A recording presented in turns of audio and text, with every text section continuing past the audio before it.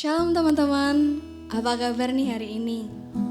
Semoga pada baik-baik hari ini ya. Oke, sebelum kita mendengarkan renungan pada hari ini, mari kita bersama-sama bersatu hati memuji dan memuliakan nama Tuhan. Mari kita bersama-sama pujikan Kasih Pasti Lemah Lembut.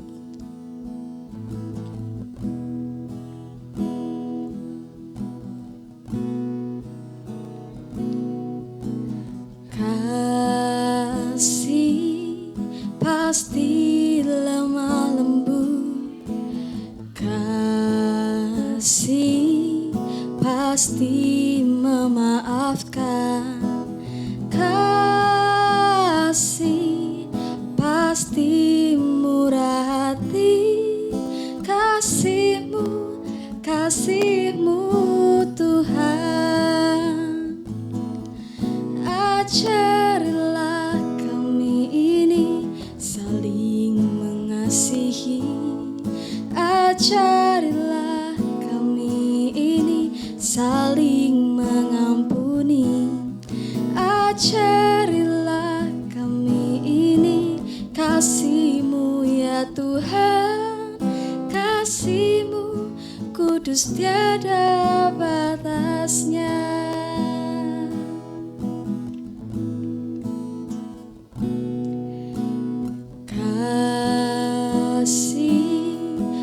Pasti lemah lembut, kasih pasti memaafkan, kasih pasti murah hati, kasih-Mu Tuhan. Ajarilah kami ini saling mengasihi, ajarilah kami ini saling mengampuni, ajarilah kami ini kasih-Mu ya Tuhan, kasih-Mu kudus tiada batasnya. Ajarilah kami ini saling mengasihi, ajarilah kami ini saling mengampuni, ajarilah kami ini kasih-Mu ya Tuhan, kasih-Mu kudus tiada batasnya.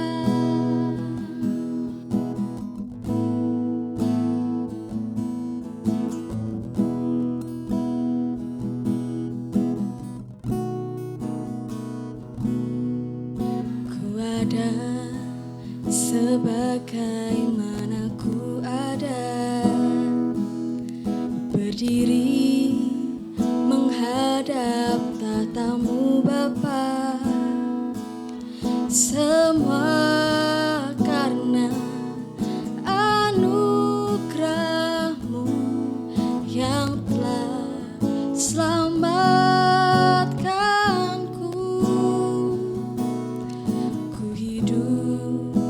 Dalam segala kelimpahan, ku layak untuk melayani Tuhan. Semua karena anugerah-Mu tercurah bagiku. Besar anugerah-Mu, berlimpah kasih-Mu, semakin hari semakin bertambah. Besar anugerah-Mu, besar anugerah-Mu, berlimpah kasih-Mu, semakin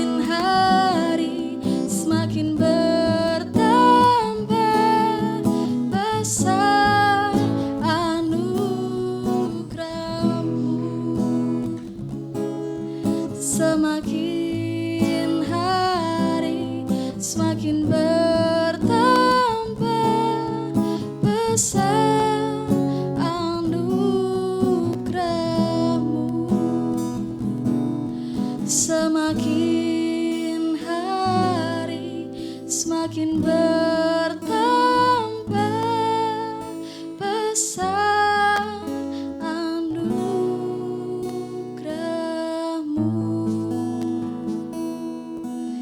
Waktu dan tempat kami serahkan kepada pembicara.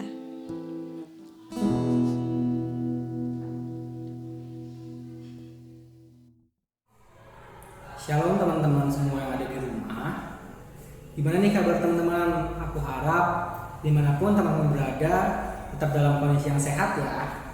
Mari kita akan bersatu di dalam doa untuk mendengarkan sedikit dari renungan firman Tuhan teman-teman. Mari kita tundukkan kepala kita tutup mata kita dan kita lipat tangan kita bersatu di dalam doa. Tuhan yang baik, di sini anak-anak-Mu berkumpul ya Tuhan. Kami teman-teman dari UGM ingin mendengarkan sedikit dari renungan firman-Mu ya Tuhan. Biarlah dengan adanya renungan ini kami dapat mempelajari sesuatu ya Tuhan. Kami dapat kembali mengupgrade diri kami sesuai dengan apa yang Kau inginkan di dalam hidup kami, agar kami dapat mengerti apa kehendak Engkau di dalam diri kami ya Bapa.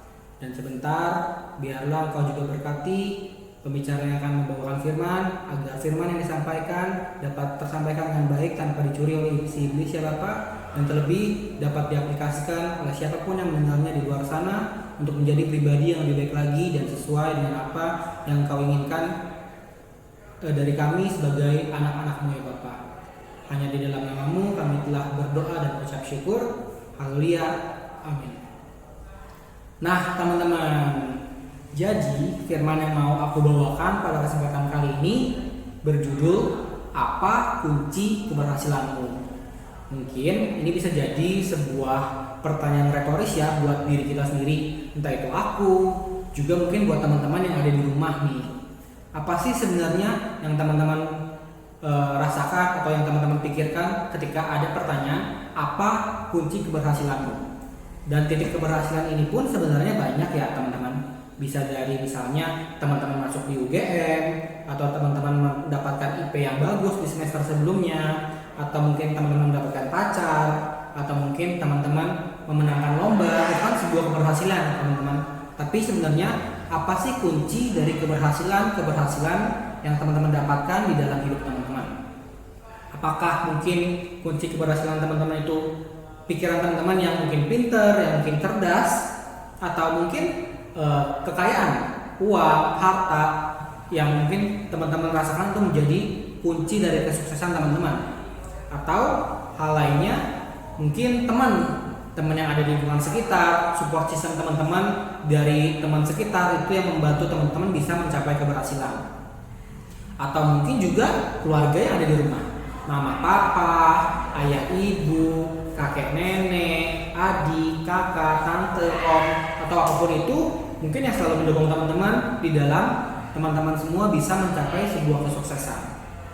Atau yang paling terbaru nih, mungkin pacar kali ya, pacar yang udah nemenin dari titik 0 sampai titik sekarang ini, selalu mendukung teman-teman, yang selalu mensupport teman-teman untuk mencapai keberhasilan yang teman-teman bisa dapatkan pada kesempatan kali ini.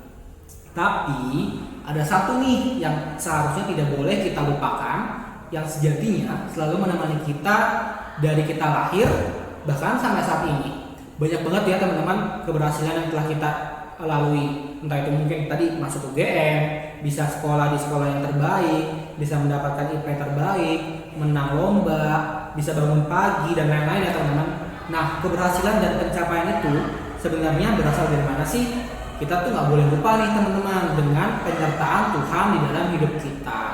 Mungkin sesuatu yang kita rasa sering kita dengar, tapi ketika kita merenungkannya lagi nih teman-teman, ada loh hal-hal tertentu yang sebenarnya bisa kita rasakan nih di dalam hidup kita terkait penyertaan Tuhan ini.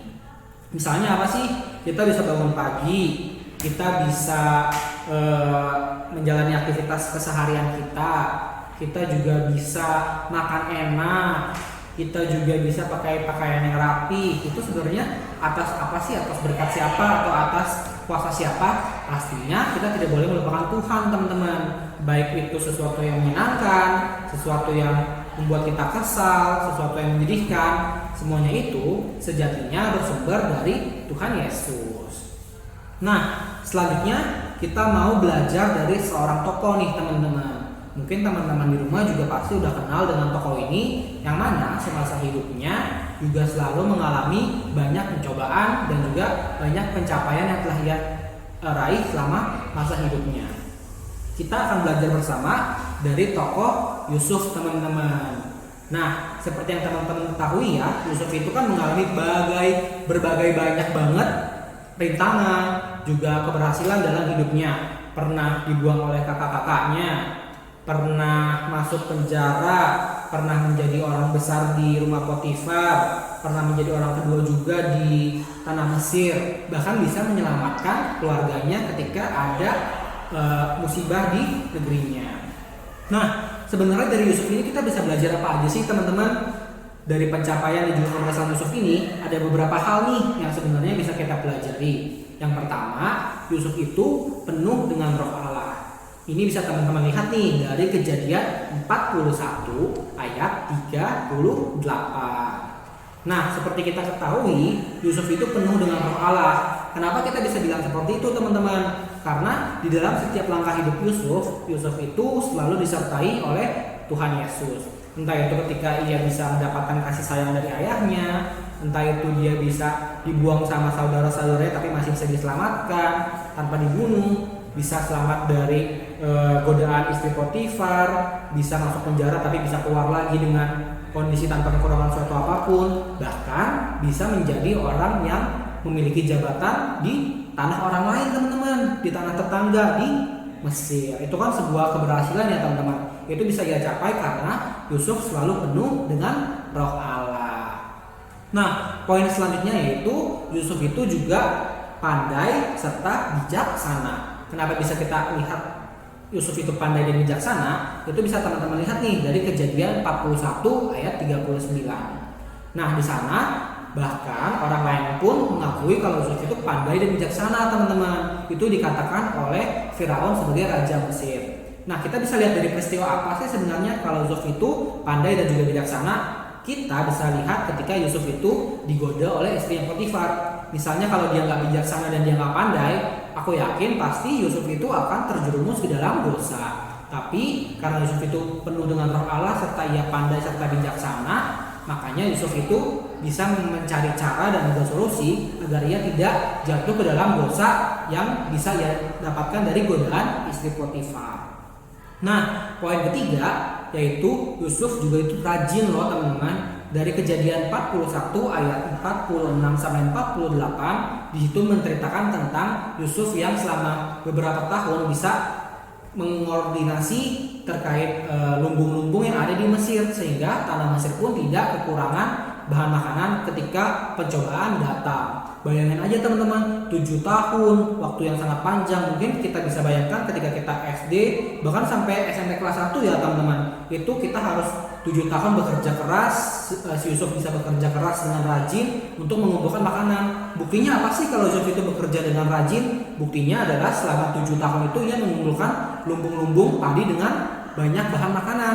Sehingga ketika 7 tahun berikutnya itu masa kelaparan, Mesir menjadi daerah yang tidak mengalami pencobaan tersebut, teman-teman. Ini kan berarti membuktikan bahwa selama 7 tahun yang Yusuf lewati itu dia benar-benar rajin, teman-teman.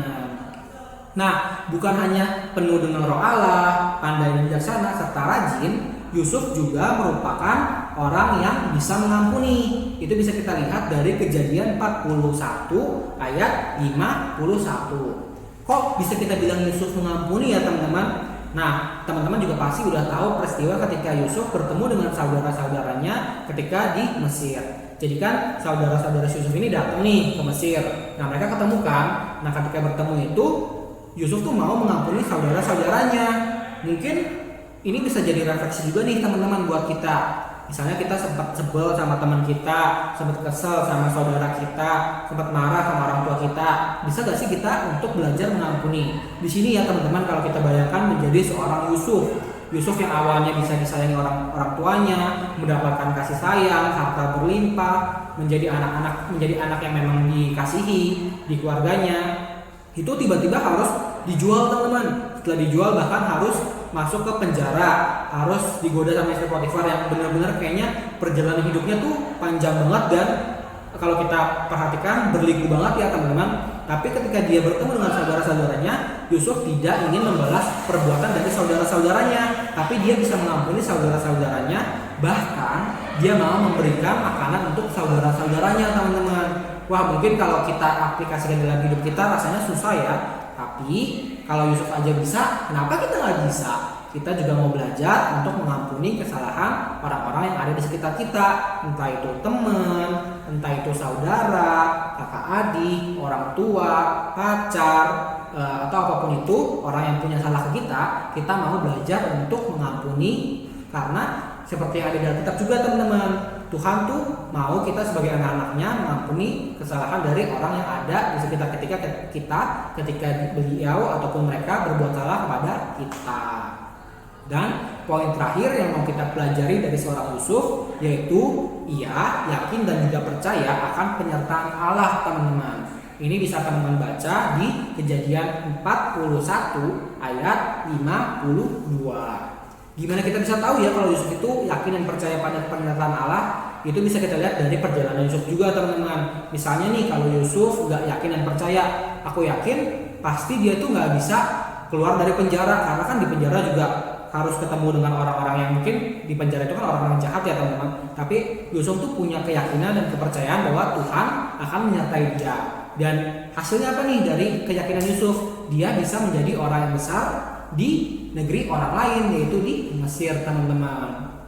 Pada intinya adalah mungkin kita bisa mengandalkan diri kita kepada Tuhan Yesus ya teman-teman. Entah itu dalam ketika kita senang ataupun ketika kita sedih, ketika kita mendapatkan nilai jelek, ketika kita lagi berantem sama pacar, atau ketika kita lagi dimarahin orang tua, kita lagi kehilangan sanak saudara, kita lagi lupa ngerjain PR dan dimarahin dosen mungkin.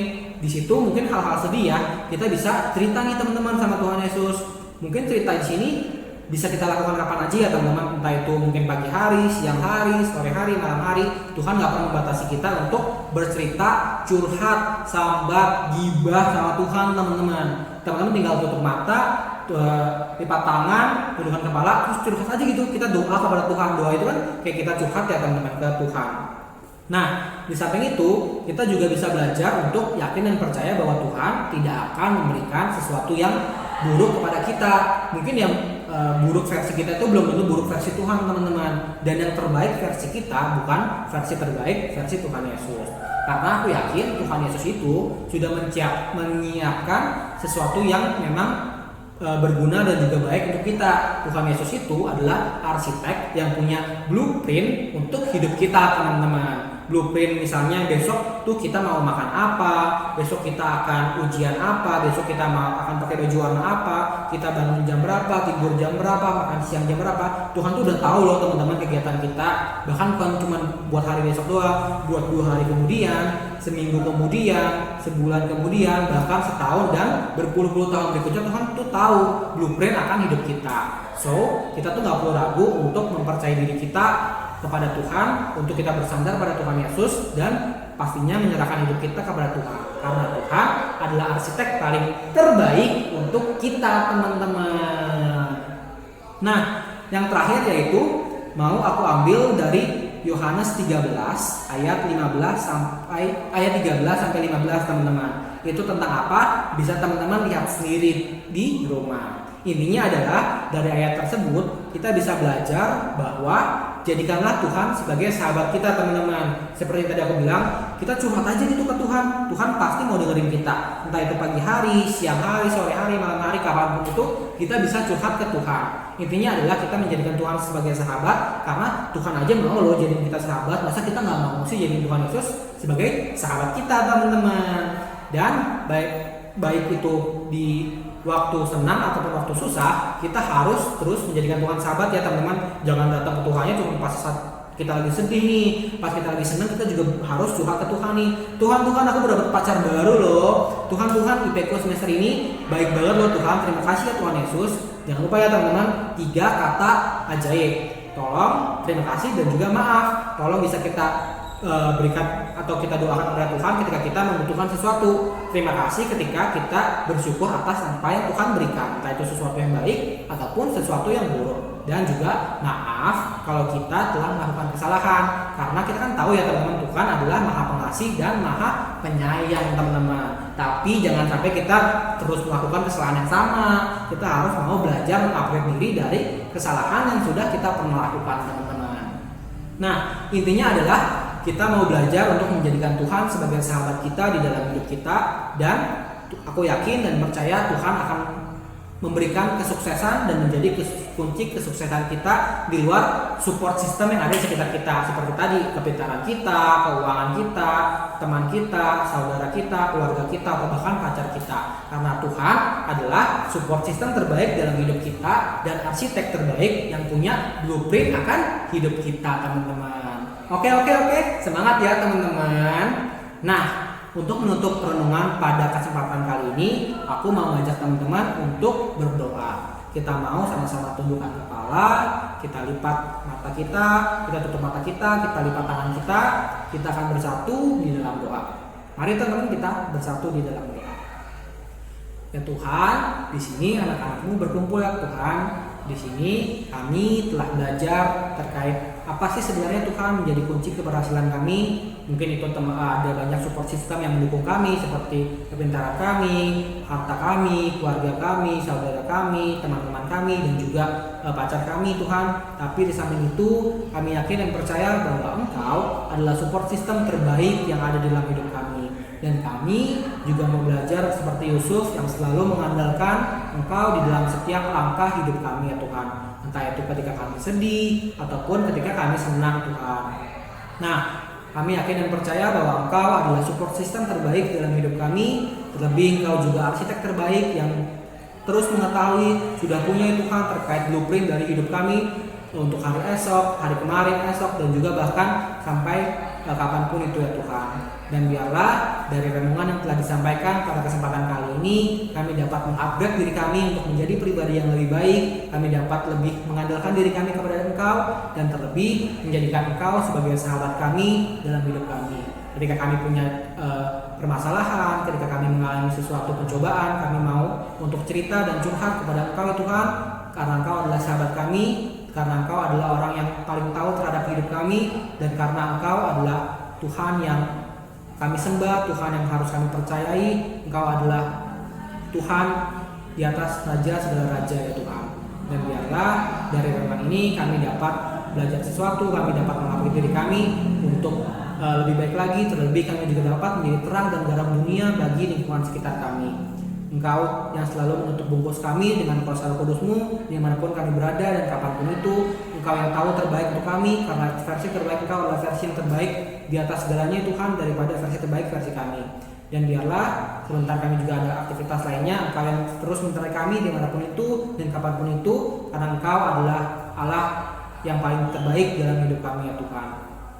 Sekian doa kami juga mohon maaf apabila ada kesalahan dalam setiap langkah hidup kami ketika kami sering jatuh ke dalam dosa, dan biarlah kami dapat terus belajar untuk menjadi pribadi yang lebih baik lagi. Hanya di dalam nama-Mu kami telah berdoa dan mengucap syukur. Haleluya. Amin. Terima kasih teman-teman. Sampai jumpa.